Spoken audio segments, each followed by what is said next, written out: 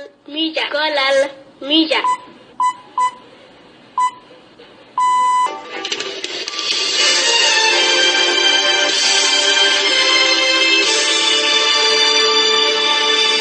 Bonjour ou bonsoir, amis fidèles auditeurs de Golal Media. Vendredi 2 août 2019, voici votre flash du jour. Le président de la République, M. Mohamed Ould Cheikh El Ghazouani, a exprimé d'être fier de la confiance dont l'ont investi les Mauritaniens pour administrer les affaires du pays. Soulignons dans ce cadre qu'il est le président de tous les Mauritaniens, quelles que soient leurs appartenances politiques ou leurs choix électoraux, et que son seul objectif est de servir tous les citoyens et d'ouvrir à faire accomplir leurs espoirs.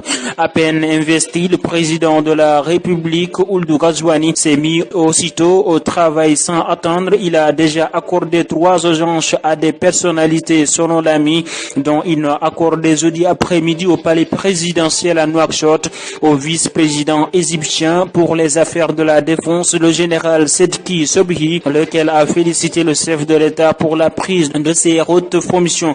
Le président Ghazouani a reçu par ailleurs le représentant spécial de l'Union européenne pour le Sahel, M. Rangel Losoda Fernandez.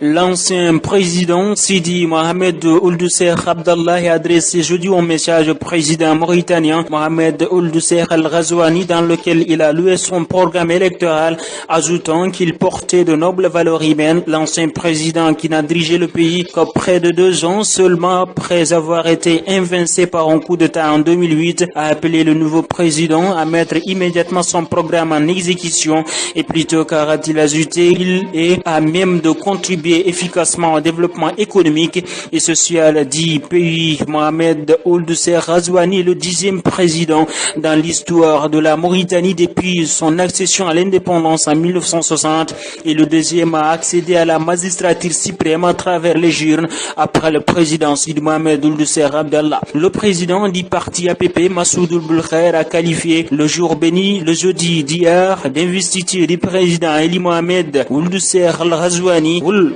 Khair souhaite que cette bénédiction ait un impact positif sur l'unité nationale, l'ancrage de la démocratie et la redistribution équitable des richesses. L'ex-président de l'Assemblée nationale a également appelé Ould Ghazouani à rester à l'écoute du peuple mauritanien sur le refus de l'opposition radicale d'assister à la cérémonie d'investiture. Mais Ould Khair estime que ce n'est pas dans leur intérêt. L'international, la Guinée, il y a 20 ans, la lettre de Fodé et Yaguine adressée aux dirigeants européens émeute le monde entier avec leur vocabulaire juvénile. En porte-parole de la jeunesse guinéenne, ils dépeignent leurs difficultés mais surtout leurs rêves et espoirs d'une vie meilleure. Le 2 août 1999, les corps des 2 amis sont retrouvés dans le train d'atterrissage d'un avion Conakry-Bruxelles. C'est probablement leur corps tremblant que Fodé et Yaguine partent en direction de Bessia, l'aéroport de Conakry, à l'été en 1999. Quelques jours plus tôt, dans la chambre de l'un des 2 jeunes, ils imaginent une lettre. Leurs brouillons seront retrouvés plus tard par le père de l'un d'entre eux. Je les avais surpris en train d'écrire, mais je ne savais pas ce qu'il faisait. Se rappelle Liman Koïta, son fils Yaguine lui annonce qu'il va s'absenter quelque temps pour aller voir sa grand-mère en ville. Il ne reviendra jamais à la maison. Et puis nous parlerons Soudan. 4 manifestants ont été tués hier jeudi au Soudan, alors que les milliers de personnes se sont rassemblées à travers le pays contre l'impunité dont bénéficient les auteurs et les commanditaires des monstres de manifestants. Selon le comité des médecins liés au mouvement de contestation, 4 manifestants ont été abattus lors d'un rassemblement à Omdurman, ville jumelle de Khartoum, ce qui porte à 12 le nombre de victimes cette semaine. Le comité des médecins parle également de plusieurs blessés. Ces tirs se sont produits alors que des milliers de manifestants s'étaient rassemblés dans tous les États du pays pour réclamer une punition juste pour ceux qui ont ordonné de tirer sur la foule lundi 29 juillet à El Obeid dans l'État du Nord Kordofan. Ces tirs à balles réelles avaient fait 8 morts, dont 4 étudiants et plus de 60 blessés lors d'une manifestation épidémie Ebola à Goma. Pendant quelques jours, hier, le Rwanda a fermé sa frontière frontière avec la République démocratique du Congo. Cette décision est intervenue alors que 2 nouveaux cas d'Ebola ont été identifiés à Goma. Les échanges sont habituellement très intenses entre la grande ville de Goma, côté congolais, et sa voisine rwandaise Gisiani, 85 000 habitants. Plus tôt, le trafic s'était arrêté. Dans un communiqué matinal, la présidence congolaise constatait que les mouvements des personnes se font à sens unique. Les citoyens rwandais ne peuvent pas sortir pour Goma, tandis que les Congolais, eux, peuvent sortir de Gisenyi, mais sont interdits d'y rentrer, précise le texte. Attentat Mogadiscio, Abderrahman Omar Osman, blessé le 24 juillet dans un attentat perpétré par les islamistes Sebab dans la capitale somalienne, est décédé dans un hôpital de Doha, au Qatar, où il avait été transféré, a annoncé la présidence somalienne. Abderrahman Omar Osman était bien la cible de l'attaque du 24 juillet.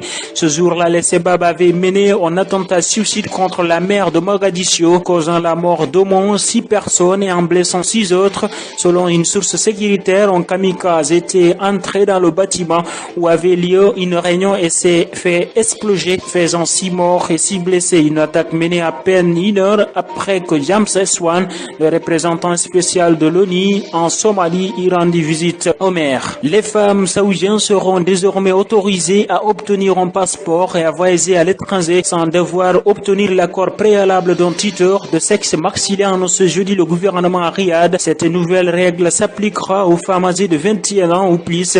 Jusqu'à présent, les femmes en Arabie Saoudite doivent obtenir la permission de don de leur tuteur, mari, père ou autre parent de sexe masculin pour se marier, renouveler leur passeport ou sortir du pays. Un système qui revient à assimiler les Saoudiennes à des mineurs toute leur vie, durant des dénoncés par des organisations de défense des droits des femmes. Un passeport sera délivré à tous les ressortissants saoudiens qui en fera la demande, indique le quotidien gouvernemental Oumar Khoura, qui cite une décision de l'exécutif. Mesdames et messieurs, merci. C'est la fin de votre flash. Bonne suite du programme.